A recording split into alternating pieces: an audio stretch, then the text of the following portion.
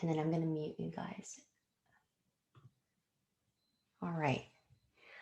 It is a pleasure to have the three of you on for now. And I know there are a couple of others who have registered. Today, we are going to talk about sharing your business story and how to get that heard in terms of media publications, whether it's local news or very niche blogs or podcasts, whatever you want to kind of really define as media.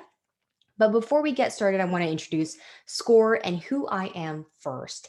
As far as SCORE, I've been a volunteer for about 1 year now, but I've been part of this organization for a very long time. And this is how I got my business started. In fact, it's because SCORE is a nonprofit that really focuses on small business owners like myself and probably the three of you at this time. What I love about them is the fact that they have a huge national chapter and everybody is a volunteer and they have different types of expertise, whether it's from buying businesses, starting businesses, logistics, marketing, communications, and even some of the manufacturing. They have a vast variety of volunteers. In the LA chapter, which I highly recommend, you can find a mentor. It's complimentary. You can have those phone calls or Zoom calls at this time, given the pandemic. And you can go find these mentors based on what you're looking for using your camera. Like you can scan that QR code that you see on your screen with your camera app, or you can go to losangeles.score. I love this because you get that one-on-one experience with somebody. And if you're like stuck or you need something like, a brainstorm, then you'll be able to get that answered correctly and directly and have that someone to like have a feedback loop. So that is up for you. As far as SCORE's mission is to provide professional guidance and information to maximize the success of America's existing and emerging small business. Essentially, it's really getting that funding to be able to be a resource for business owners locally so we know that we have a community that we can work together and create those success stories. As far as workshops, like you guys found this today, which is great, but there are many others on the calendar, whether it's, marketing or starting your own business, like I talked about, franchising. There are a bunch of templates from finances to exiting your business. There's so many things that's available that I would highly recommend. All of that is online, but it is sometimes a little bit difficult to navigate. So feel free to reach out to me at any time on the chat, or my email and my cell phone number is there for you. Email is typically best, and text message is also best for me. So, with that, I want to say thank you for being here, for being able to kind of open up and share your story with me. I want this to be very much something where you walk away and take some ideas and you could implement them as easily and kind of like break things down so it doesn't feel so overwhelming. Just so you know, we are on social media on Facebook and LinkedIn. Those are the two that I interact most. And I hope that you get something out of this and that you tell other friends or entrepreneurs. With that, I want to get started with what this whole workshop is all about. This is about getting your business story heard because, given the pandemic, as far as mainstream media, and this is my observation, my opinion, there's a lot going on about the coronavirus.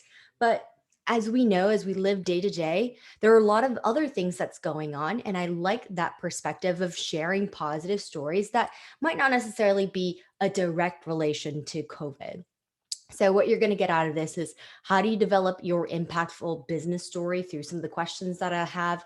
I'll stop and really ask the three of you at this time what that is, like what that looks like for you, identifying the reporters or the media publications, and how do you reach out to them. And then how do you successfully share that particular pitch? I have a couple of emails from my previous pitches that can give you an idea. It's an idea, it's not necessarily to use and replicate, but you're more than welcome to.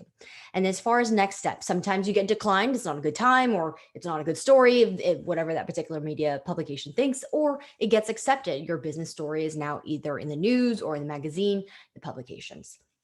So, as far as who I am, my name is Mega Sugianto Jewel. For my career, I was a broadcast journalist in local news for about 7 years. I started out in KTLA as an intern, then walked over to Nebraska as my first reporter, producer, anchor position, and worked my way up to the ranks of television demographics. So I ended up in Portland, Oregon. I was known as Mega Sugianto, but now I've been married and now Mega Jewel, which I'm blessed to be called. What I believe in, and this is something that's important because every PR person is different. They have different backgrounds. I come from the news background. I come from the television visual background. And how do you make those pop? How do you make that engaging? The three pillars that I stand for, in addition to the last bullet here, it's storytelling, data-driven strategies, and developing authentic relationships. I wouldn't be where I'm at today if it weren't for the people who cared for me and the people I cared for, and this whole like symbiotic relationship. I truly believe in treating others just like the way I would like to be treated, because that's important to me and that's how I would like to be treated as a reporter. So those are kind of the things that you should know about me and how I communicate with others. So with that, before I get involved or get started, Beirut, Dominique, Jen, would you be able to share a little bit more about why you're here, what you're hoping to get out, what your story is, as far as what you're trying to tell to the publications or get the word out? I'll be able to talk a little bit, but I'm going to give you that little time to go on the chat.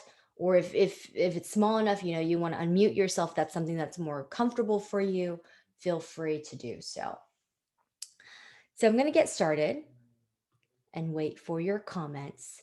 The topics that I'm going to talk about today, very mainstream media, past publications that I've been able to pitch. The left is Baxter and Cheryl. Baxter's the German Shepherd, and Cheryl Timmons is the handler. And this was a volunteer pro bono project that I did with my vet because of my dog at the time who was with her. And then on the right, it is this nonprofit that I pitched to KTLA about in September. So this was post COVID. And the two have very distinctive patterns in terms of storytelling and how do we develop that story. But I'll give you kind of the rundown and examples and breaking that down for this. So with Baxter, one of the things that compelled me was when I was at my vet, she was telling me about how Cheryl and Baxter goes to the courts in Orange County to treat and help and support victims of human trafficking. These victims, or survivors as many call, their kids. And so these are really, really tense times where many of the kids don't really trust adults or people for that matter, because the people who they've trusted and they cared typically have broken that trust. And so this dog comes into the court system and he's just there. He's fluffy, he's kind, and these kids gravitate to him, they hug him, and they just cry. And those are the moments that we know that that child feels very safe and can finally open up in this particular system. And so this particular story was very close to my heart because I have a dog and I love what communications and how much love they've given to me, and I wanted to share this story to the public. Now, on the right, it is Southern California Food Allergy Institute on KTLA. This was a completely different story. It has a relation as far as children, but it's totally, totally different. So SoCal Food Allergy is, they determine it's one of a kind allergy center where they take kids who have severe food allergies like peanuts, milk, eggs, whatever, you name it. And through the nonprofits program, they'll be able to basically be able to eat whatever they want whenever they want, including the foods that they were previously allergic to. So these are very, very like two different stories, but very impactful in my opinion.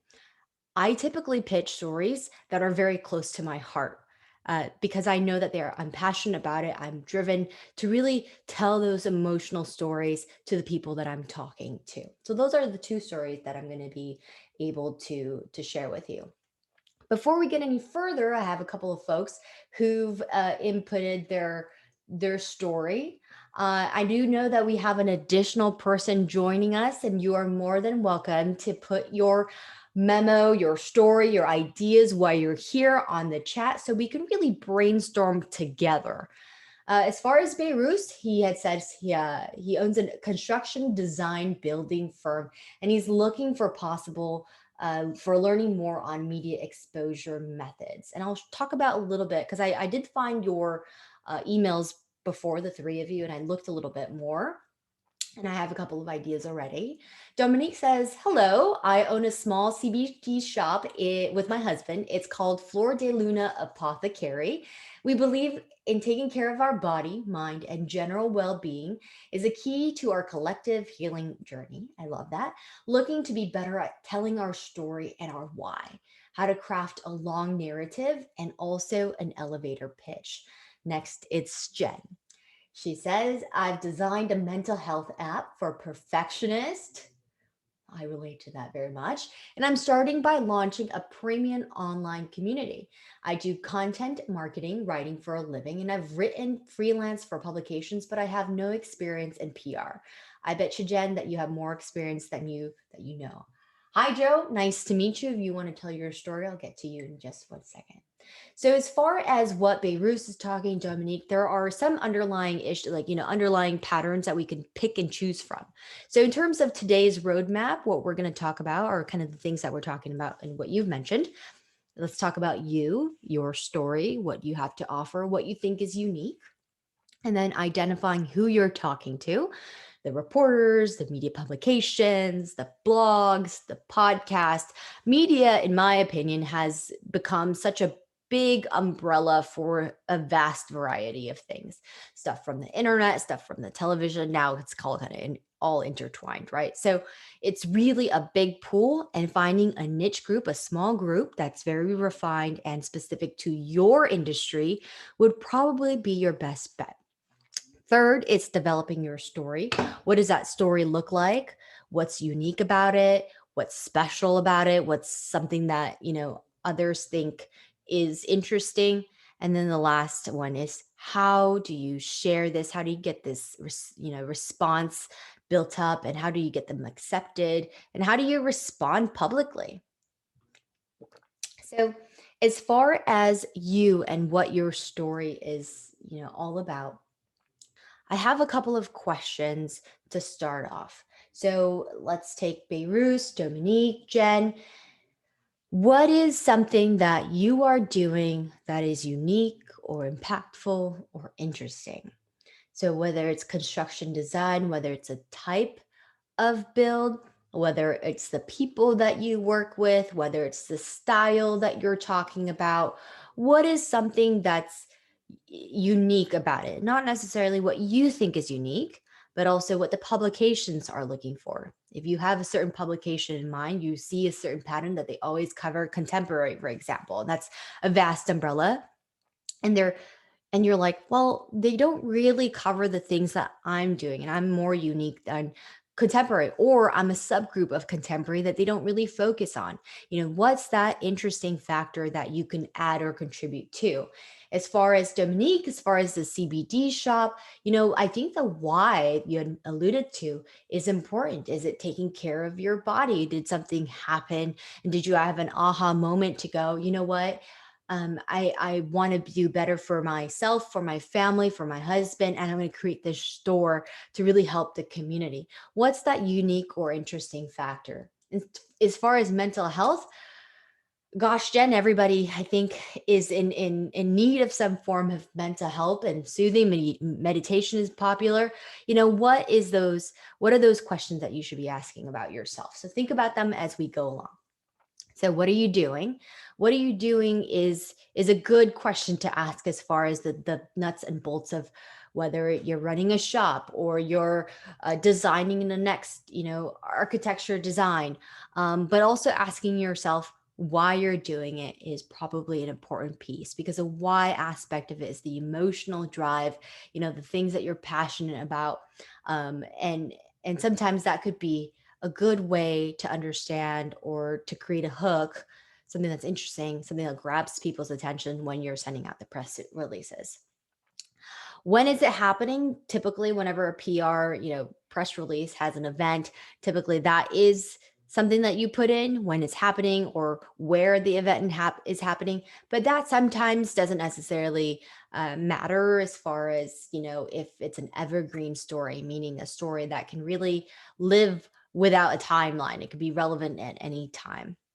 Whenever you're pitching to a publication that is very media driven, visually driven, do you think about videos? Do you think about pictures? Who are you going to contribute in this particular pitch of yours? So these are questions that I start out with.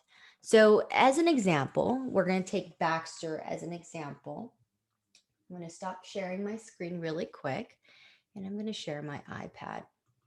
So, as far as Baxter is concerned, I thought, okay, I'm going to have to find people who care about dogs, number one.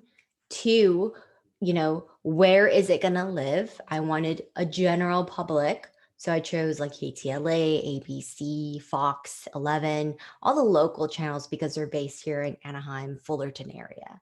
And then I was like, it's one thing to tell the story of the dog via my perspective or tell the story of the dog and Cheryl via my perspective. It's another thing to go, let me show you what it's about. I don't have the audio playing here, but what I did here was having my vet talk about what she's doing. My vet was creating this fundraiser for Baxter for his therapy because he's getting older. Putting this video together kind of shows him in his element. Also, the cute interaction between Cheryl and Baxter at the vet. And earlier she's talking about how Baxter is really comforting the children or the teens at the courtrooms and the survivors of human trafficking.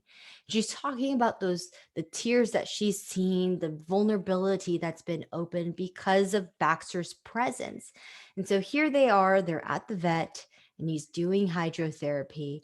He's got arthritis. He needs rehab. He needs cold laser therapy. Having these visuals that I shot and filmed was really important because here's this really cool dog, really cool, laser therapy. These are all visuals that the publication, I would hope, would be attracted to, something that catches your eye, a lot of noise and like natural sound that you can pick up on video.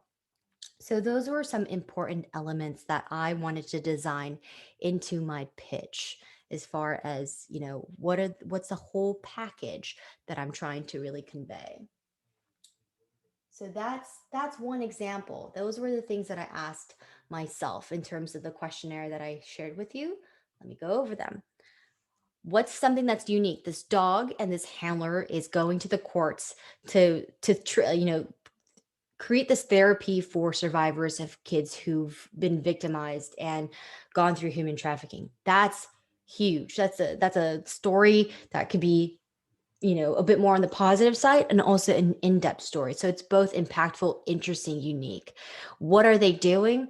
They are helping others, but also the fact that this vet has this visual component of cold laser therapy, hydrotherapy, what have you in terms of that particular dog therapy, those are very good visuals to put on. Who does it involve? It involved the handler and the dog, obviously, the vet, if it was applicable, depending on the pitched angle, and then some of the folks at the court system. Now, Baxter is also a Anaheim police dog volunteer. So it could have involved the Anaheim Police Department. So these were things and pieces that I was thinking about as far as like, okay, well, how do I put this particular story together? All right. So next, let's talk about who it impacts. Jen, you're talking about folks who might be looking for a mental health app, but simultaneously, your app, your audience can be for people who are writing about mental health, perfectionists, um, about what else could we talk about? Sometimes impulsivity. Dominique, you're talking about stress, you're talking about, CBD, what other particular positive aspects of CBD that we're talking about? What other benefits does it have to offer? What does mainstream miss? And that you can probably find a niche group. Now, you can find niche groups as far as media organization. You could do mainstream. There's not really one or the other. It's just, it might be a little bit more simple or a good way to ease into the mainstream whenever you do small niche groups. And niche groups are really good because typically, let's say there's a niche media on CBD coverage. Well, those folks who are readers of it might probably be better consumers or more of a consumer for CBD versus someone in the mainstream. For example, if we're pitching to KTLA for CBD things, well, not everybody, really knows about CBD, what its effects. There might be stereotypes or stigmas surrounding the mainstream type of audience, but a niche group really is focused on that particular group, focused on those types of products, knows what's going on, keeps up with the news. There might be more traction in that particular case. Same with you, Beirut. Okay. So questions to think about for you: who does it impact? Which communities, right? Where are they? Are you talking about local media publications? Are we talking about national publication?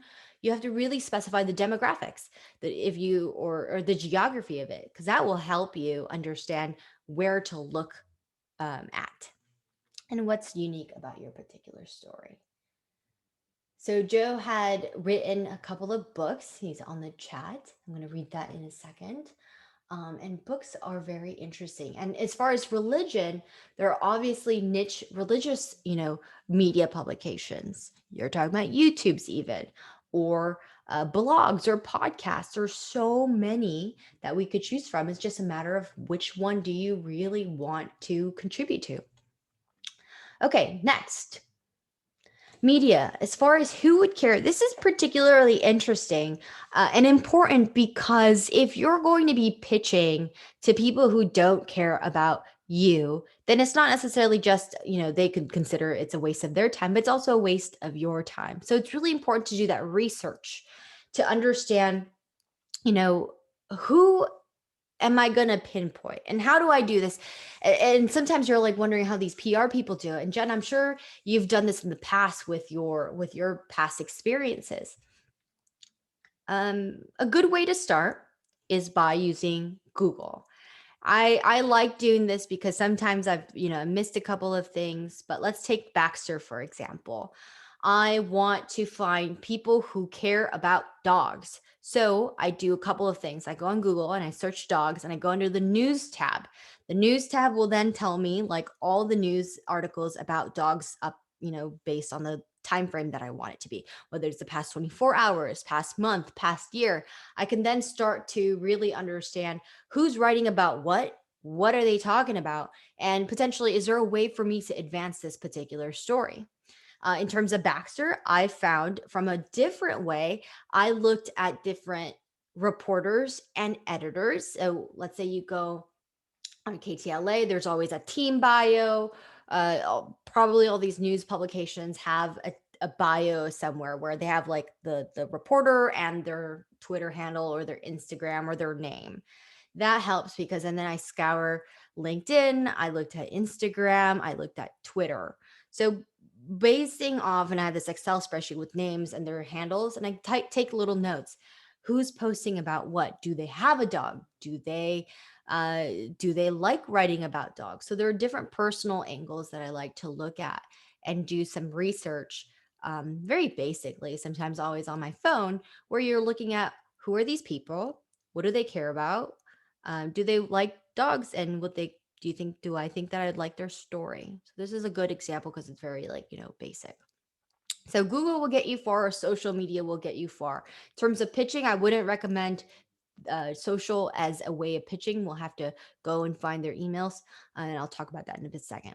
So, customizing and developing authentic relationships is important. Depending on the journalist or the reporter or the publication, you could potentially even start with an introduction. Hey, listen, I'm new. I have this store. I'm a local mom and pop shop. My husband and I run this store, or I'm a I'm an individual doing this design firm. We've built this team together. We've grown over the years. You know, What are those specific stories that you have that you just want to go introduce yourself to these folks? That could be one way. Think about how you would like to be treated. Would it be applicable for you to go just send a pitch? Pitch is very much more like, hey, this is what I have to offer. Would you be interested? Or do you want to go in that route of, I'm I'm the founder and owner of this shop. This means a lot to me. And if that's something that you care about, that personalization that you care about, do you want to reach out to them and just be you first and introduce yourself? That's like a long-term game. And if that's what you're looking for and you're building those relationships, you can totally do that. There's more than one path. So, third bullet, local and fresh angles never hurt. Apologize for the typo. Ask for support. Local and fresh angles are really important because, whenever we're talking about, let's say, NBC News with Lester Holt, you always get to pick and choose different stories from different local places, but you never really connect to them. But whenever you focus on a local angle and a local media publication, that's your neighbor. That's your friend. You know them. You could potentially run into them at the grocery store. So local angles are good. I love them because they're really what keeps our local media alive, those stories. Fresh angles means what's been covered before and how can you add to it. As far as asking for support, sometimes you can ask other reporters who might go like, okay, you know that Christina works at this CBD publication, but you're trying to get to Christopher. So you could always ask for support. Hey, Christina, this is who I am. Would you be interested in a conversation? Or I'm trying to get a hold of someone who might care about this particular story. Do you know who might be interested? Typically, those journalists and reporters and whoever would know who their colleagues are, right? And what they care about. So you could always have that route. So I've given you three opportunities as far as different methods. And then in terms of best advice I've ever received, one, search for reporters who care and advance the story. Make sure that it's something that they care about. Find their work email.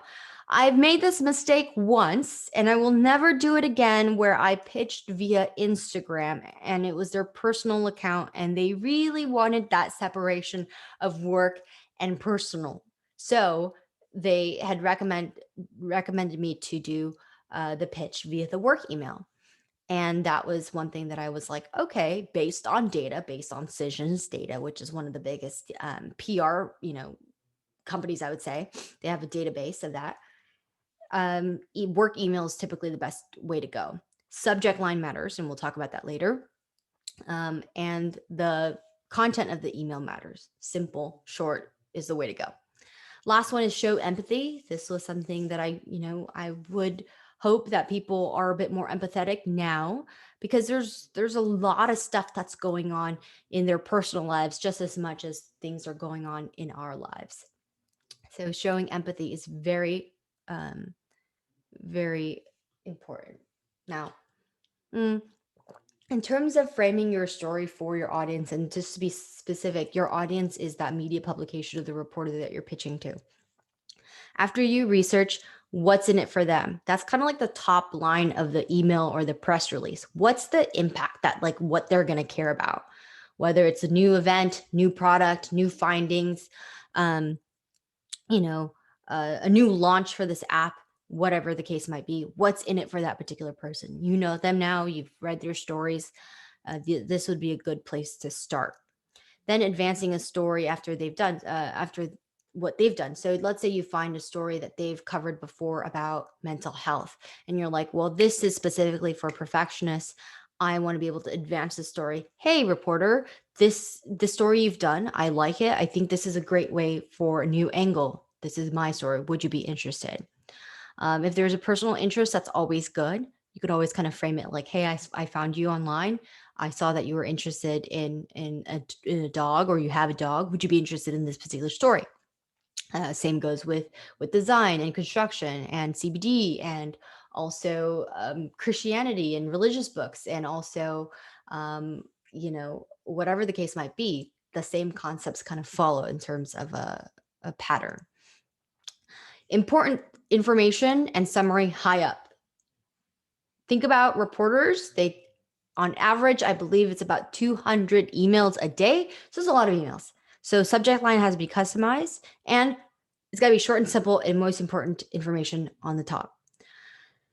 In the body of your press, we're thinking about a transition from the lead to the rest of the story. So why it matters to you. And then here's a nice transition to what I'm doing, why it's important, and really backing up the what's in it for them question. And then to answer in your email and your pitch, why is it timely? Why now of all times? And bringing up supporting materials. One thing that I have to ask as far as Beirut, Dominique, Jen, even Joe, you could also frame yourself in as an expert. There is a platform called Haro, Haro, which stands for Help a Reporter Out. It's free. And I've used this for about 10 years as a journalist, but you can also be a source. So Help a Reporter Out is like this form. It's like this email blast that you get like 3 times a day. It's very like overwhelming, but you could pay for the paid subscription, but there's a free piece. Basically, reporters then put inquiries and say, hey, I need a source for CBD stuff, or ingredients for CBD, whatever the angles might be, or mental health or construction or religion, whatever the case might be. They put it out in this inquiry, they send out a blast, and they go, I need an expert and I need it by this time. Here are my questions, please fill it out. So typically I would scour those inquiries and go, okay, here's a client, this one fits, let me create a response, blast it out. Does it work out? Sometimes it does, sometimes it actually doesn't. So that one is the, I believe, 4th type of angle that you can present yourself as an expert. You can go on as a guest on a podcast. You can be quoted for the expert on CBD or design or construction or mental health or religion, whatever the case might be. You can frame yourself as that quote unquote source or expert. So that one is another route that you can go. So that one, you don't necessarily have to create a whole like story about your organization or who you are. You might do a little bit of that, but primarily they're already looking for a specific person to fill in like their sound bites, their quotes, and what have you. All right, hopefully that one is actually helpful. All right, so we were talking about keeping it simple, what's in it for the reporter, and this is a little bit tough to read. I get it, but let me bring it up.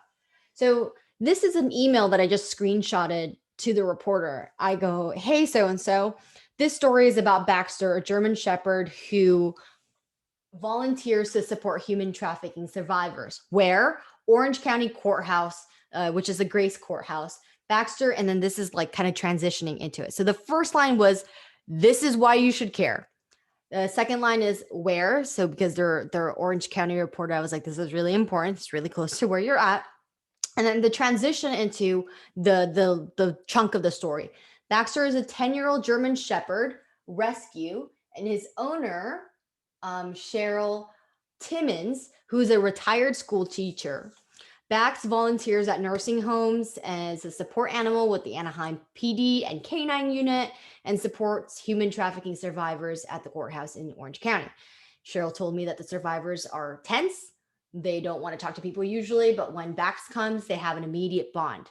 The survivors cry, break down, hug Bax, and tell him their stories. Super basic, right? I mean, Bax is getting old. His hip is becoming a problem. So he needs to go to the Healthy Paws Vet Care in Fullerton to see Dr. Janet Suh for hydrotherapy and cold laser therapy to help his muscles heal. Dr. Suh is a big advocate for animals. So super like short, simple like sentences to kind of like develop this particular, pitch of mine. So here are the visuals. This is a print reporter, but I know that he wants a photographer there. It's going to be talking about a dog. So you're going to have those elements. So I said, here are your visual options. You've got hydrotherapy with Bax. You've got obstacle courses, also at the vet. And then you can get the working him at the courthouse or the police department. So interesting visuals that they can kind of like think about. Where are they going to take photos? Where are they going to go? What's going to work with their schedule? And then sound. Sound is like the person, the sound bite. The sound is, I can get you connected to the owner. You can get connected to the dog, the vet, And Cheryl said she can help with getting you connected with a judge or permission to speak with a survivor. This one was particularly tricky because I, as a journalist before, would never really want to put the survivor in that position. So I would leave it as like the last resort. This was a very, very close to my heart project, but also I know that survivors have gone through enough. So that in particular, I would have to work closely with them, coordinate something. Typically, I would try to avoid that if possible, unless one of the survivors really wants to get their story out. It's not something I would force. Call to action. Here's the GoFundMe page that I shared with you. It had, all the shares, had the story, had the video. So already had that visual element. So it's coming together as far as putting this packet together, this package or gift with a little nice ribbon on top. Let me know if you need more information. Here's the number for the contact. Thanks. That was it. And they were like, cool, let me set it up, a couple of emails back and forth. And we got a story up on the Orange County version of LA Times, which was nice. And it took about probably 2 to 3 weeks as far as logistics, scheduling, dog schedule, vet schedule, reporter schedule, judge schedule, what have you. So the technicals of the pitch and crafting your own pitch. I have seen some, media data. Videos do typically well. Reporters typically do Tuesday or Thursdays are really important. So if you know who you're reaching out to, and let's say you're pitching to the weekend news crew, if there's any way to kind of like follow them throughout the week, sometimes they share a little bit more about their personal lives, and you'll know like when they take a day off or when they're working. But generally speaking, Tuesdays and Thursdays work. Avoid the top of the hour or the bottom of the hour, meaning like 2 p.m. or 2:30. A good time is like 2:15, 2:10, some random number in between. The reason being is, after the weekends, Mondays, you're probably super busy. Friday, you want to go to the weekend. And then as far as meetings, generally meetings are scheduled in the top of the hour, 1 o'clock, 2 o'clock, 3 o'clock, 4 o'clock, what have you, or 2:30, 3:30, 4:30, etc. So those are times you want to avoid. So like trying to catch them when they're on a break or they have a little bit of time to check their phones. Now for weekends, this all depends on who you found as far as the reporters, if they are the publications. If they do post on the weekends and they do work on the weekends, that might be a good time to pitch. Sometimes weekends are slow, holidays are slow. And the reason why I wanted to put this particular webinar right now is because we are a couple of weeks, a week or two in before the holidays. Some local places, I've worked in some of them, they're slow. They're looking for story ideas. So sometimes those could be a great time. And don't overdo it by sending an email every single day, but you can send it a week before Christmas, 3 days before Christmas, day of Christmas. I keep it short and simple. So that's a good way. Customized subject lines. If you're directly pitching to a editor, reporter, publications are kind of like a big, info at blah, blah, blah. So it's not like a person, but if it's a person, customize those subject lines. Don't make it all caps. Just because you make it all caps doesn't mean that they're going to read it. Think about what they've written in the past. Hey, I saw this, your story and I wanted to advance it. Or mine was just like, support animal helps victims of human trafficking. That was enough. A/B testing. If you're not familiar with A/B testing, let's take a subject line, for example. We've got one subject line, and then we wanted to say, owner of CBD shop opens a new line. And then we want to say, okay, well, maybe I'm not sure if that's going to be attention grabbing. I'm going to take that exact same subject line and modify, instead of owner, I'm going to say founder or developer, or something that makes sense. Just changing one particular element and then sending it out at the same time, all the same variables, with the exception of that one particular variable, and seeing what comes out of it. And then once you do a lot of that, you can then see, Okay, well, this subject line works better than the other one. So you have a couple of repetitions. You get to have kind of some science behind that, some data to help you tweak and modify and improve your pitches over time. Same thing goes for the body, same thing goes for the landing pages, whatever you're creating. Keep it short and simple. It's very, very, very important to keep it short and simple. You don't want to have like a, a pitch and then like another press that's like it would have taken 10 minutes to read that. That's not something that's going to get your pitch, heard. You'd probably want to do something like a short email. Are you interested? Then you hear back. It's kind of like this like fishing. You're teasing. You're kind of like, okay, here's this concept, here's an idea. Are you interested? Okay, great. You're interested. Let me send you a little bit more. Great. What are the follow-ups to that? So after this, I'll do this. If you want to find a mentor, you can grab your phone and take a screenshot for whether it's a communication person, a marketing person, developing writing concepts for the whole religion type stories, the mental health app.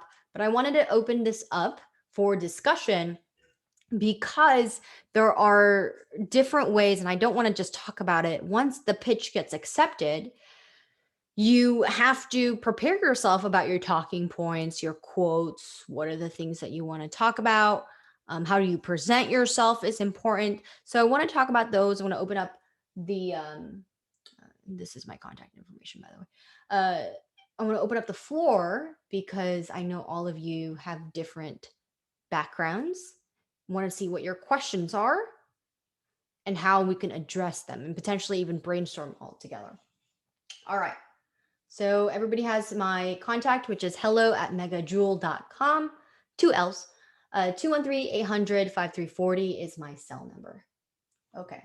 So with that, I'm going to unmute you all if you want, but I want to talk about your story. What did you get out of this? What are you thinking of implementing so we can like kind of tweak as far as refine your search, refine your story? Who would like to go first?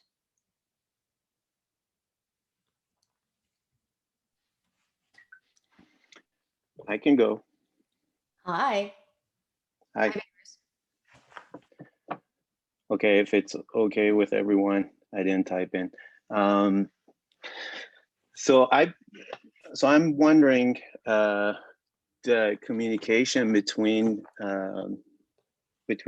us and a TV kind of a local company. How would that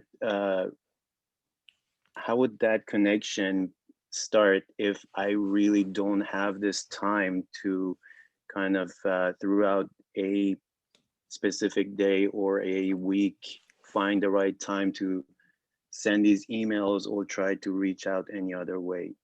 Um, is a PR person the right kind of person to pay for to do this for us as a company, or so what are your thoughts on that overall? Sure. I definitely see like if you have your own business, you're wearing a lot of hats or you have a lot of different things that you attend to. Your skill set might not necessarily be the PR piece and you want to look at hiring someone who writes. There are different components. So if you already know what you're looking for, you can either hire a PR firm, you can hire a writer to do this on your behalf or something, whatever works for you. But whenever you're hiring a PR firm, really need to look at their background and their history. If we take a look at our relationships and the connections that we have, you know, it wouldn't make sense to have, for example, let me make this up. I'm a PR firm that only does pitches on dogs. Like it wouldn't make sense for you to hire someone like me if I have a history of dogs and pets and cats and whatever.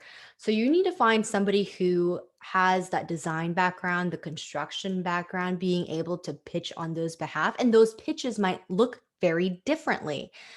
It might not necessarily be the mainstream. It might be going on trade publications specifically for construction. It might be having you on a guest podcast on how to build something from the ground up or how to build a team for that particular field. I hope that that does answer your question a little bit, Beirut, because you need to find somebody who is, one, well connected in that particular industry. You also need to know what you're looking for. Sometimes I've heard other clients who've hired PR firms and they're not really sure what they're trying to get at, whether they're trying to be in the mainstream niche. They don't really know which publications they wanted to go at. So they kind of let this PR firm run freely. Uh, but they had an expectation in mind that the PR firm didn't reach. So they were very disappointed. And so having your expectations, what are the measures, what are those steps to get to success? Knowing where you want to be, whether it's on trade publication, mainstream, which magazines. That way there's a little bit more of a focus of where you want to go. Hopefully that answers your question. Yeah, that was great. Thank you. Mhm. And I do want one more thing to add. If you are going to pitch yourself and try to build this relationship with the publication reporters yourself, I know there's really not that much time. Sometimes working from home, life from home and work is very muddied, and there's barely any time for myself type of thing. So if you are on, let's say, Gmail, even Outlook, I have Outlook as well. There's a way to schedule your emails. All you got to do is probably like a setting feature. Sometimes it's built in, and I can type in the email as if I'm going to send it right now, but I push this little button that says schedule. Here's the date, here's the time, and then I leave it alone. That's kind of really interesting. The second piece, this is kind of up to you, all you folks, to kind of think about whenever we're sending emails. I had talked about A/B testing, sending them at the right time, but there's also like CRMs, kind of like, customer relationship management software. For example, I use HubSpot, which has a free component of it. Most of my clients use that. There's also what's another CRM, like Salesforce. There's a whole bunch of other ones. But um what we can do on that, I know, is a bit iffy for me, but I'm going to put it out there because it's up for you to decide. There's a tracking feature using the BCC component. I don't particularly feel comfortable because if I were the reporter, it'd be kind of more of a privacy concern for myself. So I don't use this, but you can put an email together, you can schedule it, and you could track it too. Meaning, if the person opens it up, then you can see and get notified in that particular CRM. That to me is an option, but personally, and I've asked some reporters, they're not a huge fan. I bet you somewhere that there is a way to track these pixels and bugs or whatever they might be called. But there is that route to kind of help to see like whether that email was open. Are they not interested? It kind of gets you that answer that you're looking for. Though I personally don't do it. If someone's not going to reach out to me, I usually reach out back again. And then if they don't respond, I kind of go back, put them in my like, reach out later column. So that's one thing that I've seen. I don't know whether you want to use that. That is up for grabs, but that's personally something I don't use just from the privacy sake. Any questions? Any other questions? I mean.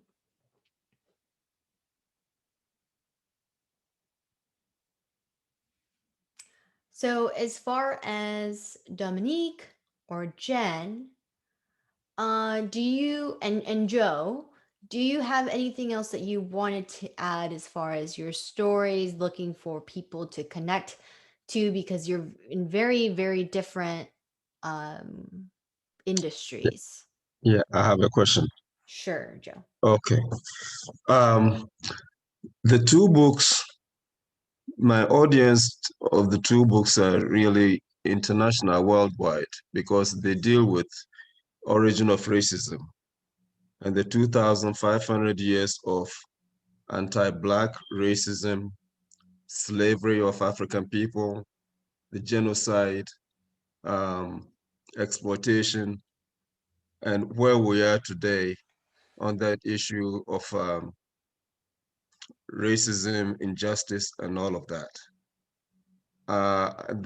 One of the books is done. The second one, which is the indictment of the religions, I've printed review copies, and they are being reviewed by 7 professors. But what I'm doing is I've broken the chapters into pieces, and I'm posting that online, each chapter online. Because it hasn't been reviewed, I don't want to really put it out there um, to the world, so to speak. I want the professors to finish, but that one is a 1,000-page book.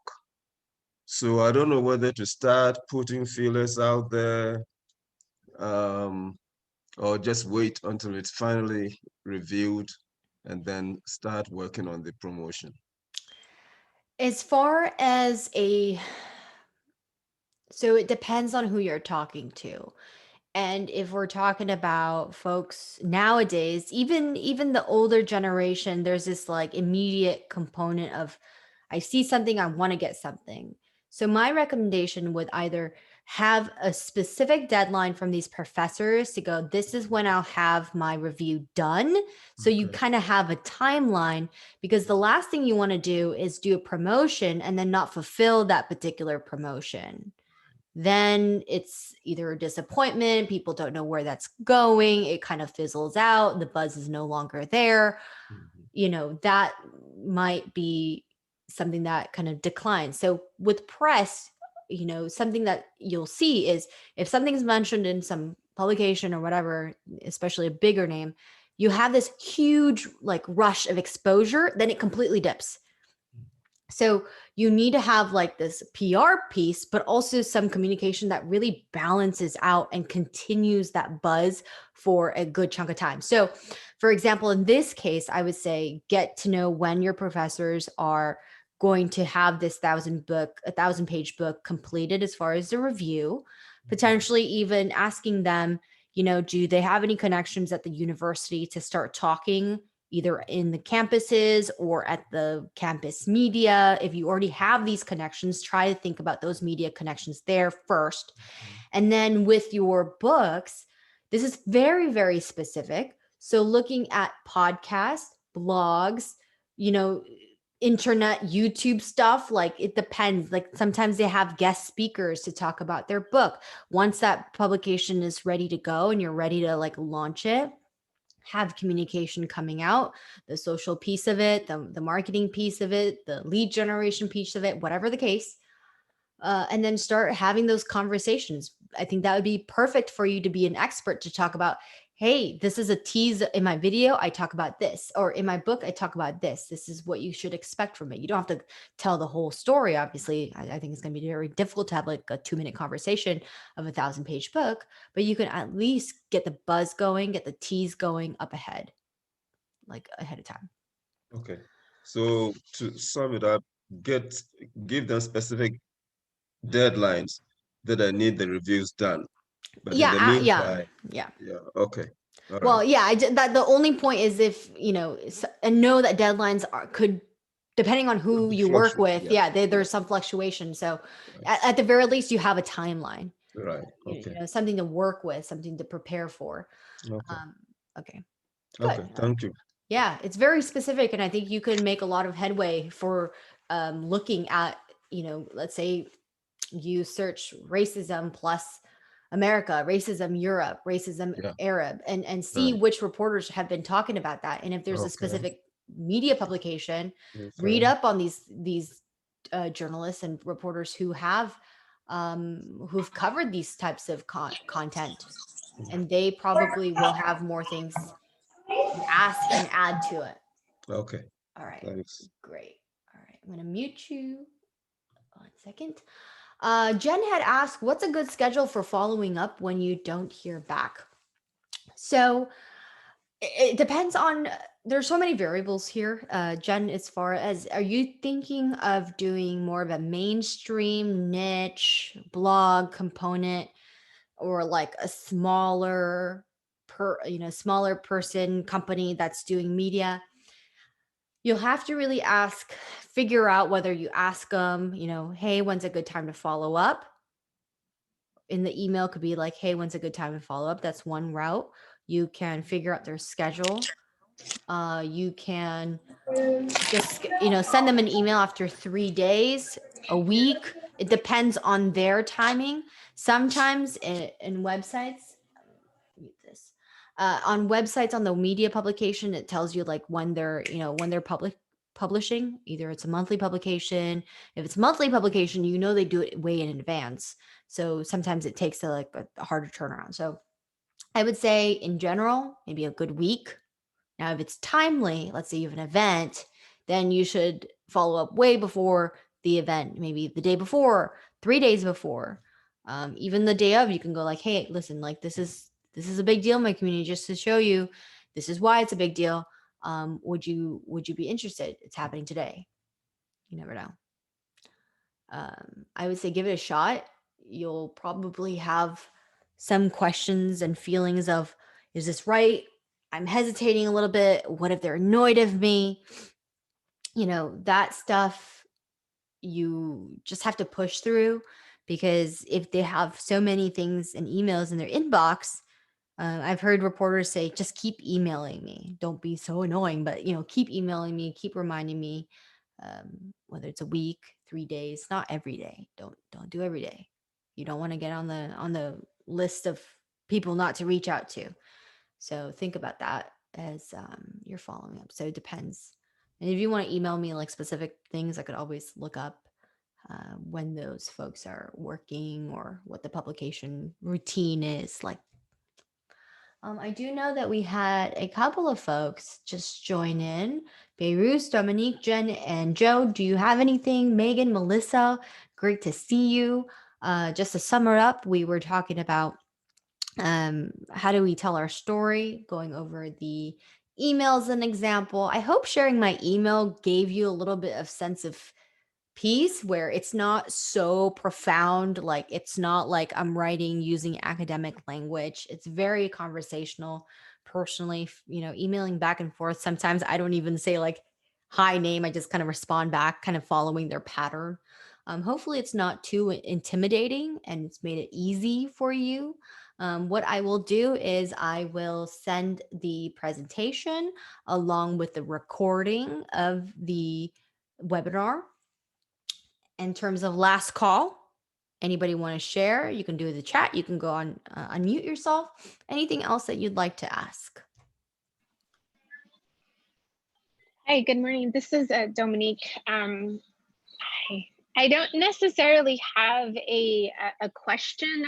I just wanted to just communicate like how these questions are very helpful in crafting my thought process and what to, because it's a personal story and it's a family business. So I could talk all day about what we're doing and why we're doing it. But I think these questions that you had outlined really helped me hone in on the main points, the key points on our story, why we're doing what we're doing, the impact, and even, we've had a couple of articles already published about us, and they reached out to us, which was really awesome. But really thinking about the the publications, thinking at the reporters, like who's writing these stories, what are they saying, what are they covering, was really helpful also, because I hadn't thought about us reaching out to people and seeing if they would do some stories on us. We're heavy on social media, but it really triggered some really positive thinking about what more can we do once we really hone in and refine our story. Yeah. So I wanted to thank you for that. Yeah, absolutely. You're very welcome. And I think given the fact that you already have people reach out, that's wonderful. Keep up on the social media game. And as far as what we talked about in the press and the questions, those could be incorporated into your marketing plan, your communications plan, your social media plan, what have you. And there are different avenues as far as earned media. It doesn't have to always be mainstream. It doesn't always have to be even blogs or podcasts. It really depends on what you're looking for and really customizing it for your business, for your needs, because everybody doesn't, I'm 100% convinced, like, there's no path, that there is no tradition. You got to make up that your own. And even collaborating with other CBD or CBD related products, or maybe publications, Dominique, like that could also be beneficial, since that's a very niche group, very specific. You guys could all work together. Hey, I'll write a blog about you. You'll write a blog about me, or let's do a YouTube thing. You want to be a guest on my piece or something like that. It would be, the sky is the limit. It's like, how do you really want to, like I said, the three pillars of what I am about. One is the authentic relationships. How do you really build those relationships? What does that look like? Um, and there are so many different ways. And whenever you do collaborate, make sure you talk about what you're going to contribute, those deadlines, and be sure to fulfill those, because if you don't fulfill them, your reputation starts to kind of dwindle down. If you don't do what you say, that kind of thing. So you say it, mean it, do it, and I think you'll be spot on. So thank you for sharing. I appreciate that. I'll definitely think of other ideas. A couple of resources when this is a little bit pricey, so it might not necessarily be for everyone. It's more of a PR firm resource. But for smaller business, I talked about Haro, Haro, help a reporter out. I want to say it's helpareporterout.com. If you Google it, you'll find it. It's that forum, the inquiry forum I talked about. It's very general. There's some business, there's some electronics, sometimes there's CBD stuff I've seen, sometimes design, interior design. So keep that in the back of your mind. It is a pain to go through that, as far as all the forms and all the email inquiries and figuring out who's doing what and whether that fits your particular story. The second one is Cision, Cision. I particularly use that one. I'm not vouching or recommending that, but I'm just saying that Cision is out there for resources. There are a bunch of stuff that I take from there. Their webinars, their blogs, their media report. Those are helpful. Those are very broad, like mainstream. There's also Muckrack, Muckrack. Very similar to Cision. Both of them are a database, meaning, let's say I want to find someone who's writing about racism, Christianity, religion in general. There's a way to basically do a Google search on these databases and go filter out. I wanted to talk to these people who've covered these particular topics, and I want them to be in this particular state or city or demographic, whatever, or geography. And that's a great resource. Typically, it's like, I don't know what the price is, but it's like in the thousands of dollars. So I don't necessarily recommend them, because I think the return on investment might not necessarily be there. But there are resources in terms of lists. And then, uh, what else could there be as far as getting that story told? It just, honestly, some of the best stories that I've been able to share and pitch is because I've worked in journalism. I've known all these friends of mine. I connect with them just because. And when a story comes up, they're like, yeah, because they trust me, they know me. And sometimes my pitches are just text messages. It's gotten to that point where, depends on the relationship. The more relationships that you invest in and authentically, I think would be really good. Sometimes they might not necessarily be in media, and the connecting the dots, it's kind of this fun networking game.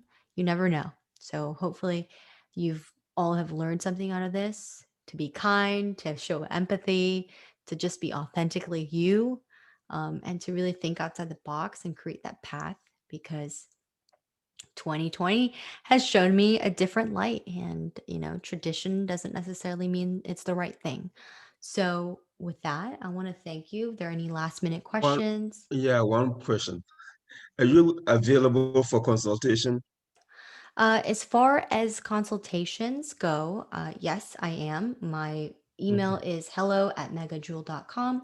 You have Okay. my cell phone earlier, and I'll put that out there. I But also, joined I joined a little late, so I probably don't have the cell phone number. No worries. So here it is. So if you want to take a screen grab, I'll send this over.